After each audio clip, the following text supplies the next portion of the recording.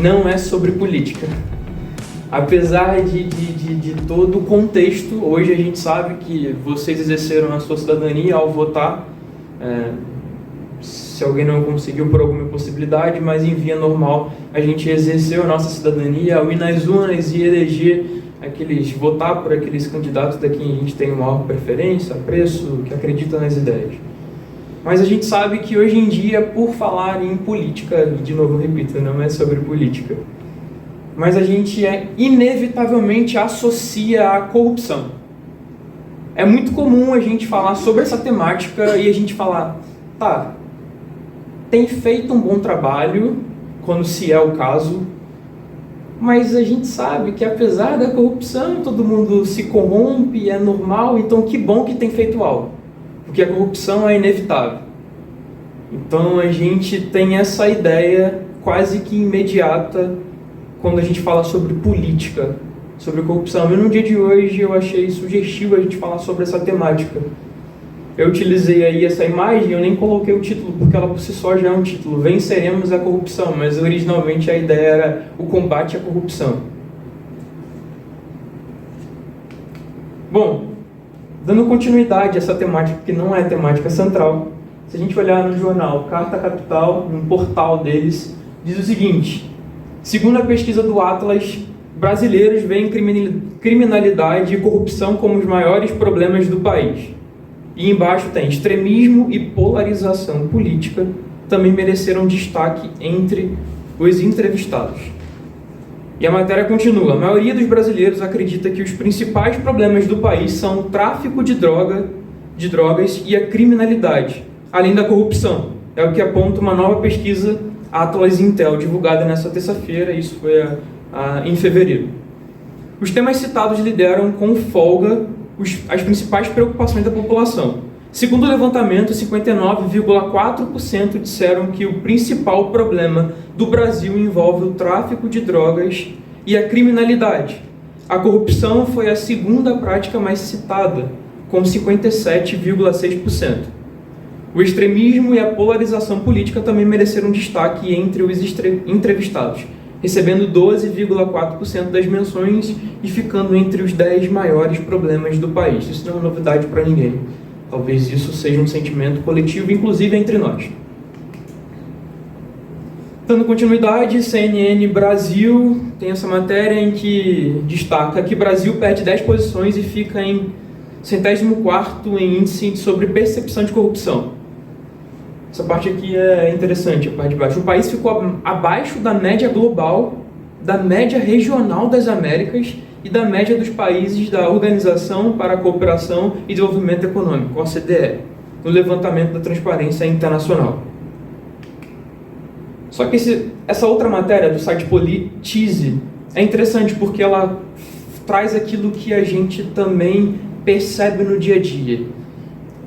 É interessante que eles colocam aspas porque não é pequena, mas as pequenas corrupções geram grandes impactos, pequenas corrupções, grandes impactos, e fala sobre uma sociedade corrupta nos seus pequenos detalhes, uma sociedade que tolera, eles destacam nessa matéria depois, que aonde a gente não só tolera o jeitinho brasileiro, mas como a gente acha isso bonito e muitas vezes isso cria-se uma atmosfera muito propícia para a corrupção em grande escala.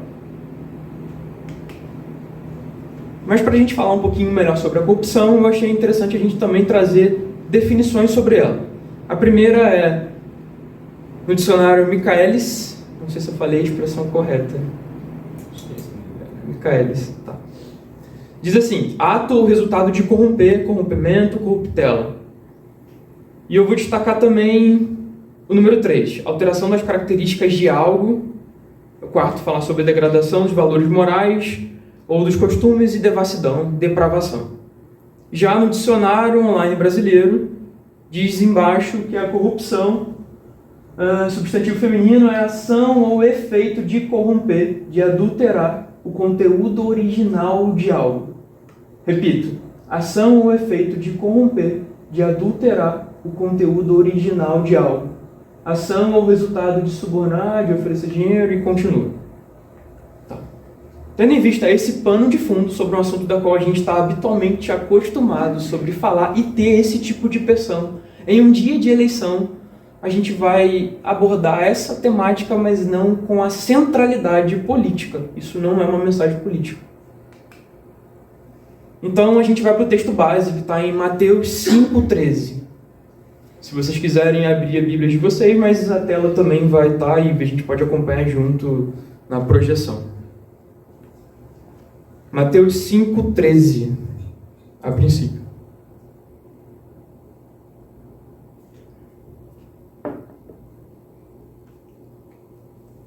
Bom, Mateus 5,13 diz assim: ensino sobre o sal e a luz.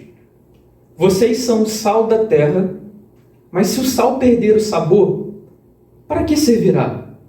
É possível torná-lo salgado outra vez? Será jogado fora e pisado pelos que passam, pois já não serve para nada. Vocês são a luz do mundo. É impossível esconder uma cidade construída no alto de um monte. Não faz sentido acender uma lâmpada e depois colocá-la sobre um cesto. Pelo contrário, ela é colocada num pedestal, de onde ilumina todos que estão na casa. Da mesma forma, suas boas obras devem brilhar, para que todos as vejam e louvem seu Pai, que está no céu. Destacando mais uma vez aqui, vocês são o sal da terra. Se o sal perder o sabor, para que servirá? É possível torná-lo salgado outra vez? Será jogado fora e pisado pelos que passam, pois já não serve para mais nada. Quando a gente olha sobre o intuito principal do sal naquele período, a gente consegue consolidar, e na verdade foi consolidado de uma forma muito, muito precisa, sobre esse teólogo, Craig L. Blomberg, que ele diz assim: acima de tudo, Jesus está ensinando que os discípulos têm de frear a corrupção e iluminar as trevas. O que ele está dizendo? O sentido mais literal para você abordar e para você entender a analogia do sal é sobre a preservação. É sobre o seu efeito preservativo, sobre a sua conservação. A gente vê hoje também utilizando algumas outras aplicações como o sabor, mas não necessariamente era a ideia central. É o que destaca o Craig.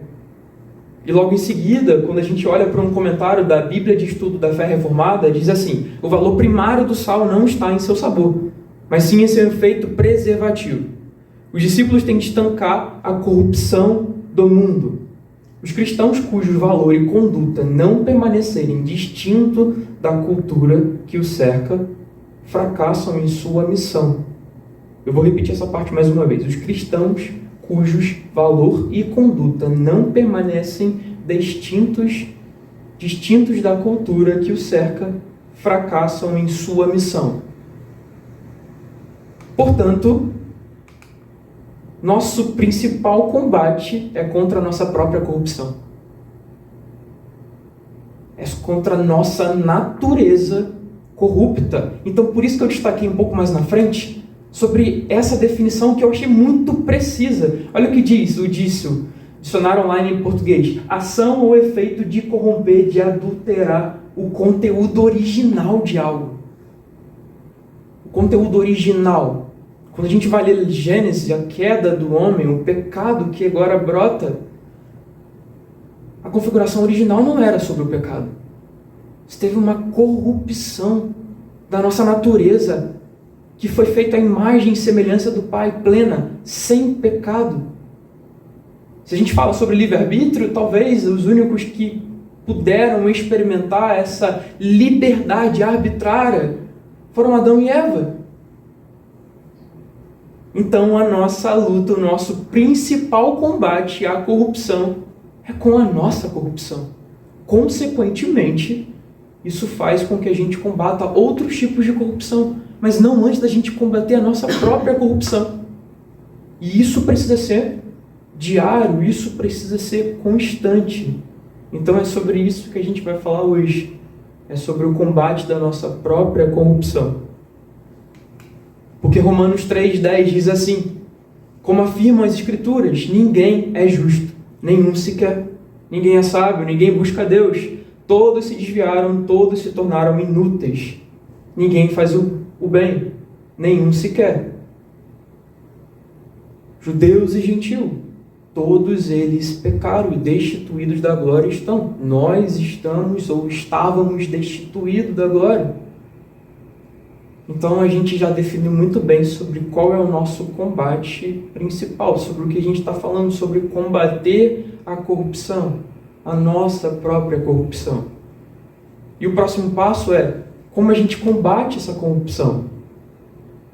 Com o que a gente combate, de que forma a gente pode ser efetivo nesse conflito, nessa guerra contra nós mesmos, contra a nossa natureza pecadora. Efésios 6, capítulo 6, do verso 10 ao 12, diz assim: uma palavra final. Sejam fortes no Senhor e em seu grande poder.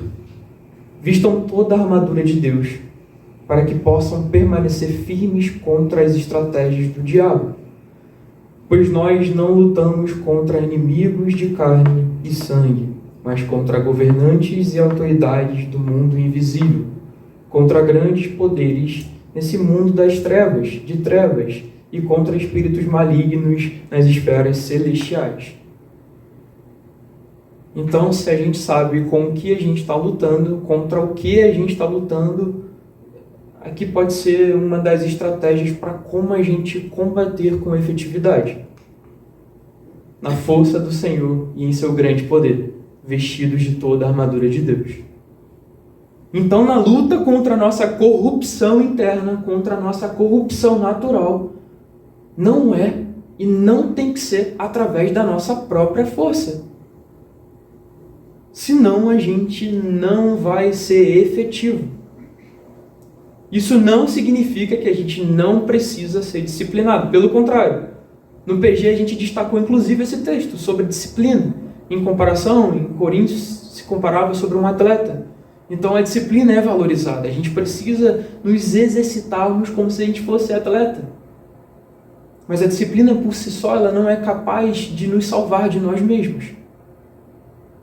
Porque normalmente a gente tem a ideia de que uma coisa exclui a outra. Não tem que ser assim. A gente entende que o poder efetivo é o poder da graça, a misericórdia.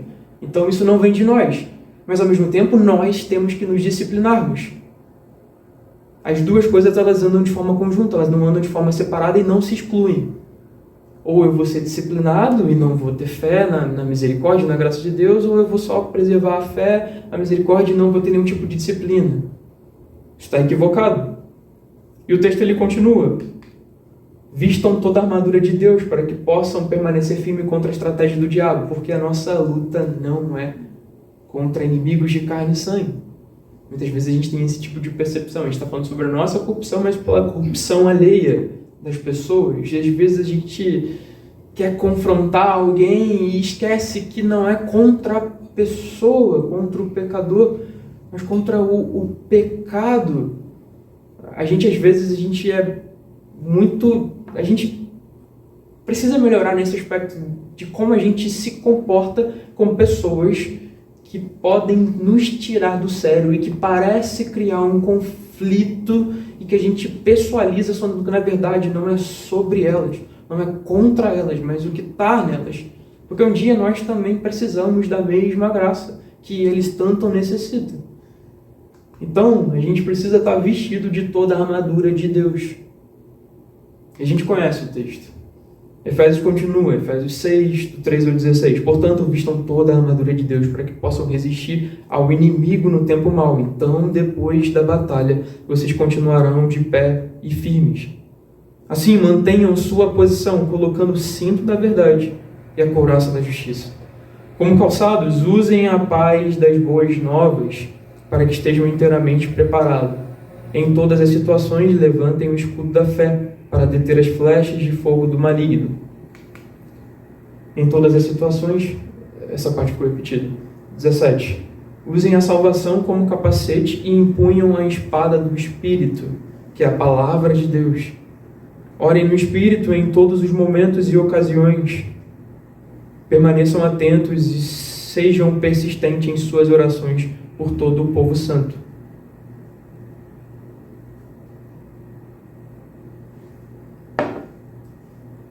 Destaco a parte final, tanto 17 quanto 18.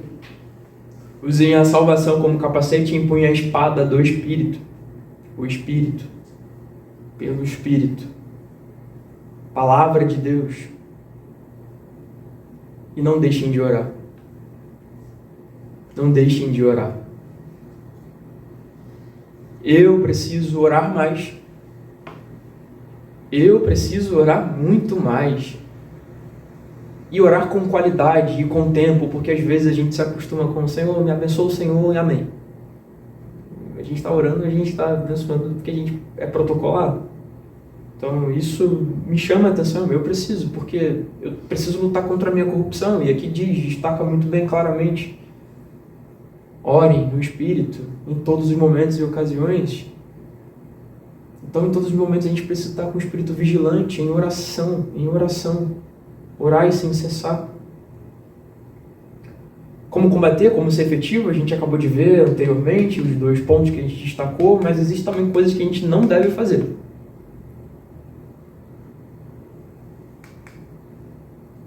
Uma das síndromes que a gente não tem que ter é a síndrome de Jonas. Síndrome de Jonas. O que isso significa? Jonas, a gente conhece a história de Jonas, o profeta Jonas. Jonas, ele é conhecido na Bíblia como um profeta. Então ele era um homem de Deus. Um homem de Deus que recebeu uma missão de Deus. Vá até Nínive. Vá até Nínive. E vocês sabem, assim como eu, que Nínive não era uma pessoa, um povo tranquilo. Eram pessoas perversas. E que lutavam, existia um conflito entre nações. E Jonas, ele acaba de ser chamado por Deus para ir até o inimigo. Mas é para pregar para eles. Deus, ele tira o profeta e faz com que ele vá até Nínive. A gente sabe de todo o enredo espetacular. Não, eu vou fugir. Você vai fugir? Tá bom, pode tentar. Você vai por onde? Por mar. Começa a tempestade. E qual que é a tempestade? Tempestade. E aí é brilhante essa parte. É um senso incrível. Porque aquelas pessoas que estavam no mesmo barco que Jonas, percebendo a tempestade, Jonas naquele sono profundo, como diz a história. Ei, você não está percebendo o que está acontecendo? E aí em algum momento eles conversam e ele... quem será? O que está acontecendo? Jonas meio que eu estou fugindo, então... Meu Deus que criou o mar. Você está maluco? Você vai fugir por mar? Se Deus criou o mar, é óbvio que é você. É óbvio que é você. Então existe todo aquele enredo, jogam Jonas...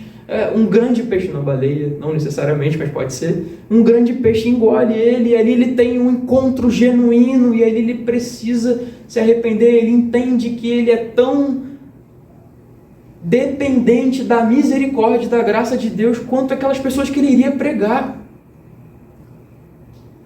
Deus salva Jonas, e ali ele tem um quebrantamento, mas ele vai para Nínive, e é a pior pregação que alguém poderia pregar, e talvez uma das mais efetivas. Ele prega destruição. E o que acontece?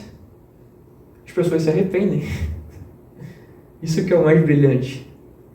As pessoas se arrependem. Milhares de pessoas se arrependeram. E Jonas, ele sabia. E tem uma parte no texto, no verso 4, que ele fala: eu sabia que isso ia acontecer, por isso que eu não queria ir, eu não queria que o Senhor perdoasse eles. E foi o que aconteceu. A sua misericórdia é tão grande, eu sabia que o Senhor era um Deus misericordioso. Olha quão mal eles fizeram para a sua nação, Senhor, e você está perdoando. Eles se arrependeram. E aqui eu faço um parênteses. A gente está falando sobre política, apesar de não ser sobre política. Uma das estratégias mais eficazes que utilizam é o nós contra eles. Então, se você votar no meu candidato, se você pensar igual eu, se você tiver a mesma ideologia que eu, você está do lado do bem. Se não, você está do lado do mal. E numa luta do bem contra o mal, obviamente somos nós contra eles. E o outro lado faz o quê? A mesma coisa. Ele é o mal.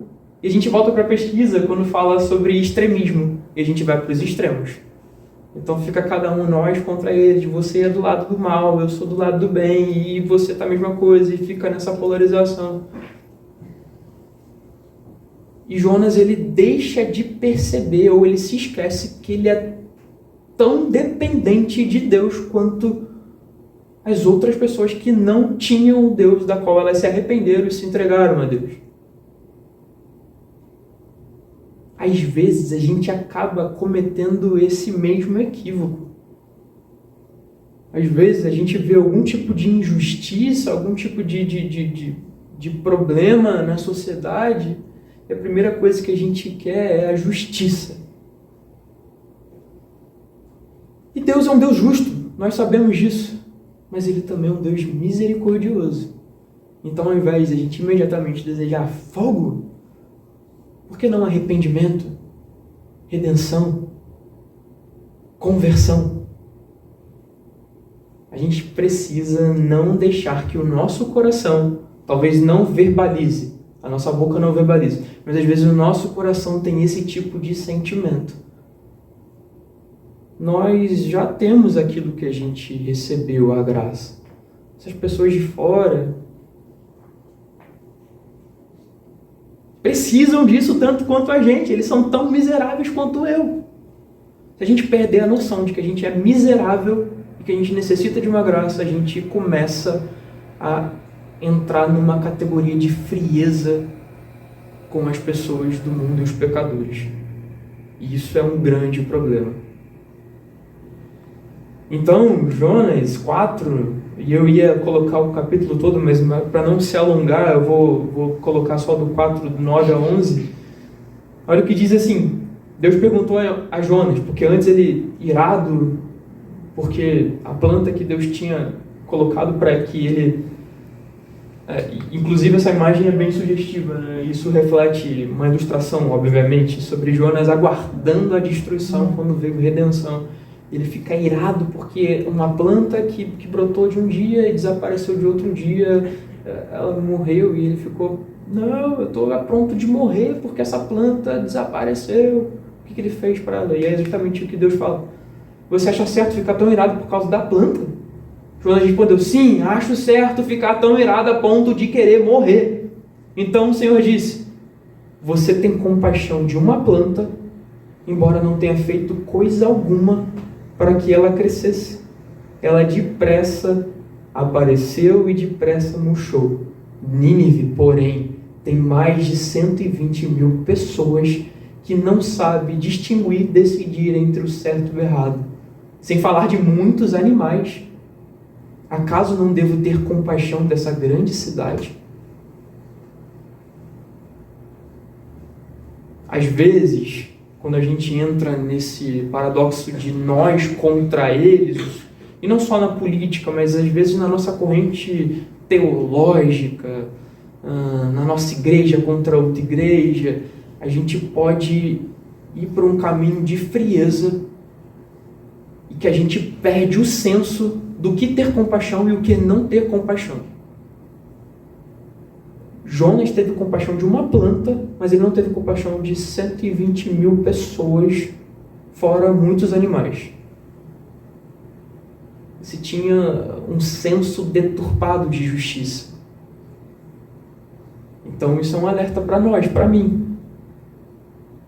A gente precisa olhar para isso com uma reflexão. A gente tem sido insensível? O que tem movido a nossa compaixão? Eu tenho compaixão pelos perdidos?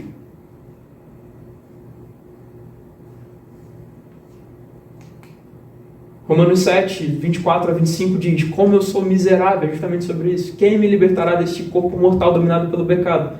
Graças a Deus, a resposta está em Jesus Cristo, nosso Senhor. Na mente, quero de fato obedecer à lei de Deus, mas por causa da minha natureza humana, sou escravo do pecado dessa luta contra a corrupção. A luta contra a corrupção. Mas graças a Deus existe Romanos 8:1. Agora, portanto, já não há nenhuma condenação para os que estão em Cristo Jesus. Já não há mais nenhuma condenação para os que estão em Cristo Jesus. Se a gente entende que a nossa natureza é corrupta, que a gente precisa lutar constantemente contra esse tipo de corrupção, a gente entende que em Jesus há a vitória. Em Jesus há a vitória sobre o meu pecado, sobre o nosso pecado. Nele, por Ele.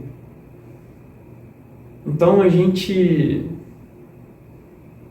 sabendo com o que a gente está lutando, como lutar, o desfecho é um. Vitória através da vitória.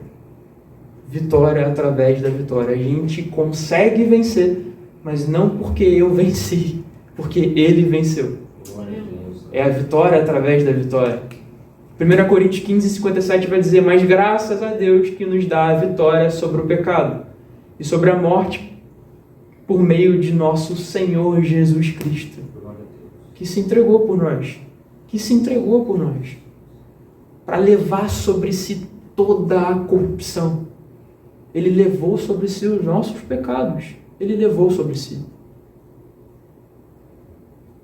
E talvez uma ilustração que a gente consiga identificar de forma muito clara e olhar para o Antigo Testamento e dizer que ele apontava desde sempre para Jesus. A gente volta lá para Davi. 1 Samuel 17:52. É interessante que quando você pesquisa sobre Davi e Golias, algum tipo de imagem é sempre uma ilustração para criança. Na maioria das vezes você vai encontrar algum desenho infantil, porque é muito espetacular essa história. Um adolescente vencendo um gigante, e a história vai dizer, e eu destaquei esse texto e eu vou explicar o porquê. A história vai dizer que durante 40 dias e 40 noites Golias afrontou o exército, que se apavoraram quando viram o tamanho do gigante que estava na sua frente. Se apavorou. E a gente já falou sobre essa ilustração há um tempo atrás. A gente se coloca muito na posição de Davi, mas na verdade a gente é justamente essas pessoas apavoradas. Nós somos o exército que se amedronta com o gigante, com Golias afrontando e nos tentando. Vocês não são capazes. A gente fica com medo até que Jesus, Davi, vem e vence o gigante. Então nós somos o covarde, ele que é o corajoso. Só que depois da vitória dele, por isso vitória através da vitória, porque depois da vitória dele, olha o que aconteceu com o exército. Os soldados de Israel e de Judá soltaram um forte grito de vitória e perseguiram os filisteus até Gate e até os portões de Ecrom. E os corpos dos filisteus foram mortos e feridos e ficaram espalhados pelo caminho de Saarim até Gate e Ecrom. Ou seja, Davi, ilustrando, Jesus, ele conseguiu uma vitória. Antes nós não conseguíamos, nós amedrontados ficávamos intactos e não respondíamos. Mas porque ele conseguiu, a gente pode dar um brado de vitória.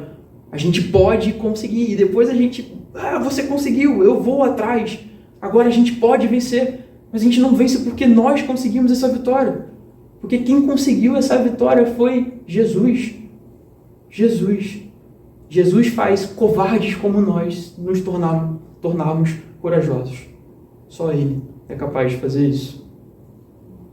E indo para a parte final, algumas considerações para a gente finalizar. A primeira é: uma vez que vencemos a corrupção através da vitória de Jesus, devemos propagar a mensagem. Para que outros vençam, assim como nós estamos vencendo, nós podemos vencer. Nossa maior bandeira não deve ser partidária, mas sim a do Evangelho. A nossa causa maior é o Evangelho. Isso não significa que nós não podemos ter apreços por partidos, preferências, mas a gente precisa se lembrar que a nossa maior bandeira é o Evangelho. É o Evangelho. Mateus 28:18-20 diz: Jesus se aproximou deles e disse: toda a autoridade no céu e na terra me foi dada, portanto vão e façam discípulos em todas as nações, batizando-os em nome do Pai, do Filho e do Espírito Santo. Essa é a bandeira e a gente precisa propagar essa mensagem uma vez que ela nos alcançou. Mas para a gente propagar, ela precisa nos alcançar. A gente precisa ter a convicção disso. A segunda consideração: nunca haverá plenitude de bem-estar na Terra. Isso é uma ilusão. Quando fala-se sobre plenitude e bem-estar, isso é uma ilusão. Isso não significa que não devemos nos esforçar para que haja bem-estar. Isso a gente precisa estar engajado na nossa cultura, na nossa cidadania, no nosso bairro. E a gente pode utilizar a política como meio, mas nunca como um fim. Historicamente, a gente tem personagens que foram cristãos, genuinamente cristãos, e que, através da política, conseguiram grandes coisas em prol da sociedade. Se a gente olhar a história, a gente vai encontrar personagens assim. E hoje a gente pode encontrar também.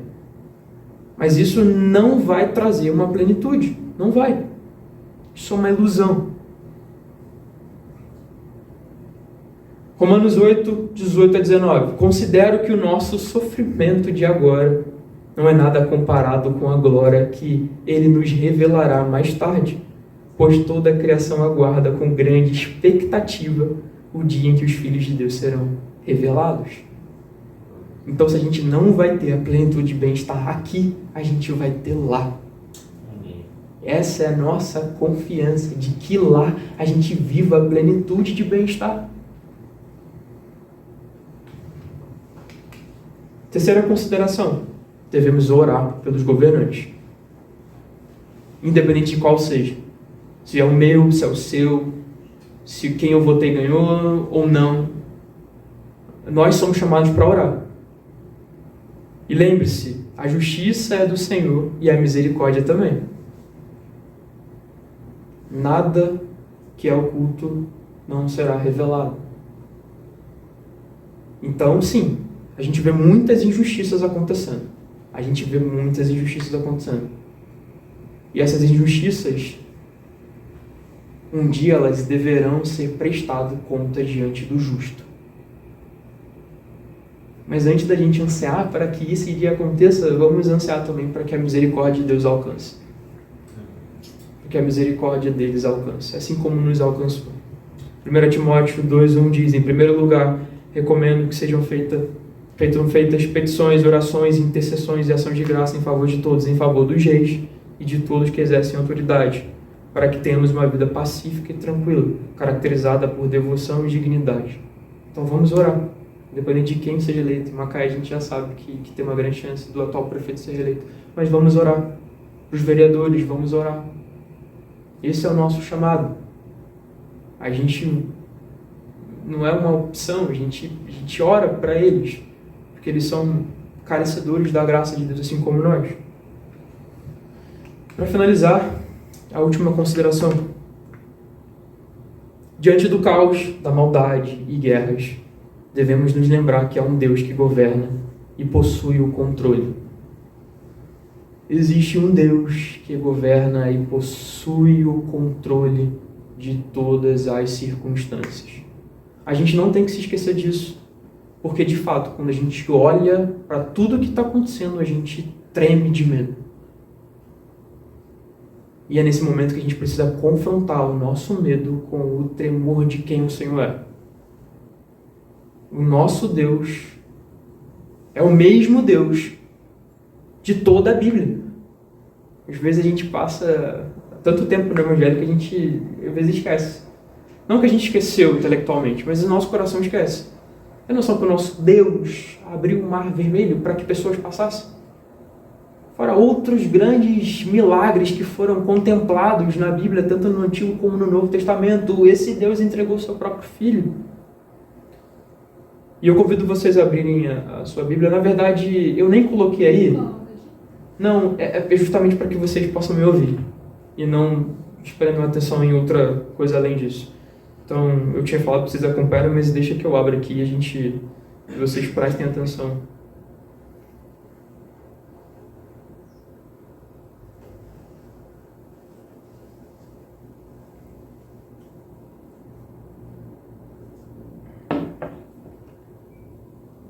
Bom,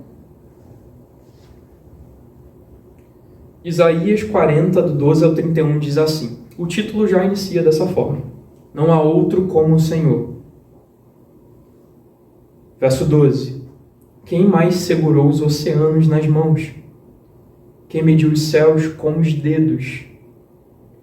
Quem mais sabe o peso da terra ou pesou na balança os montes e as colinas? Quem pode orientar o Espírito do Senhor? Quem sabe o suficiente para aconselhá-lo ou instruí-lo? Acaso o Senhor já precisou do conselho de alguém? Necessita que o instruam a respeito do que é bom? Alguém lhe ensinou o que é certo ou lhe mostrou o caminho de sabedoria? Não, pois todas as nações do mundo não passam de uma gota num balde. Não são nada mais do que pó sobre balança. Desculpa. Ele levanta toda a terra como se fosse um grão de areia. Nem toda a madeira dos bosques no Líbano, nem todos os animais seriam suficientes para um holocausto digno de Deus. As nações do mundo não têm valor para ele. Aos seus olhos valem menos do que nada. São apenas vazio. A quem vocês podem comparar Deus? Que imagem usarão para representá-lo? Acaso pode ser comparado a um ídolo feito no molde, coberto de ouro, enfeitado com correntes de prata? Quem é pobre demais para ter um ídolo desses pode escolher madeira que não apodrece e um artesão habilidoso para entalhar uma imagem que não tombe. Acaso não ouviram? Não entendem? Estão surdos para as palavras de Deus, palavras que ele falou antes que o mundo existisse? Será que são tão ignorantes? Deus se senta acima do círculo da terra. Para ele, as pessoas lá embaixo parecem gafanhoto. Estende os céus como uma cortina e faz com eles sua tenda. Julga os poderosos do mundo e reduz todos eles a nada. Mal são plantados, mal chegam a criar raízes, logo murcham. Quando sopra sobre eles, o vento os leva embora como palha. A quem vocês me compararão? Quem é igual a mim? Pergunta o santo. Olhem para o céu. Quem criou as estrelas? Ele as fez sair com um exército, uma após a outra, e chama cada uma pelo nome. Por causa de seu grande poder e sua força incomparável, nenhuma delas ousa se ausentar. Ó Jacó, como pode dizer o Senhor, não vê o que passa? Ó Israel, como pode dizer que Deus não se importa com seus direitos? Você não ouviu? Não entendeu? O Senhor é o Deus eterno, o Criador de toda a terra. Ele nunca perde as forças, nem se cansa, e ninguém pode medir a profundidade de sua sabedoria. Dá força aos cansados e vigor aos fracos. Até os jovens perdem as forças e se cansam, e os rapazes tropeçam de tão exaustos.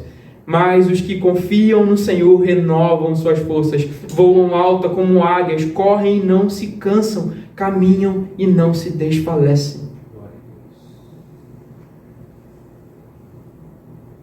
Mas os que confiam no Senhor renovam as suas forças. Renovam as suas forças. As nossas forças são renovadas no Senhor. No Senhor. Esse é o nosso Deus. Há um Deus que governa e possui o controle. A partir disso a gente vence a nossa corrupção. Venceremos a corrupção nele. Nele. Apenas nele. Curva sua cabeça.